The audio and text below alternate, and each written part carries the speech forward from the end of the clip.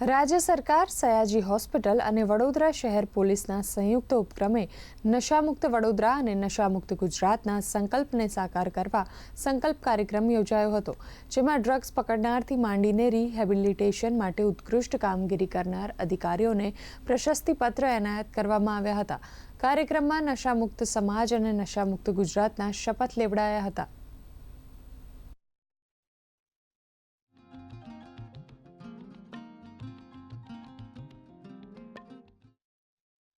નશામુક્ત વડોદરા, નશામુક્ત ગુજરાતના સંકલ્પ લેવા માટે આજનું એક કાર્યક્રમનું આયોજન કરવામાં આવ્યું.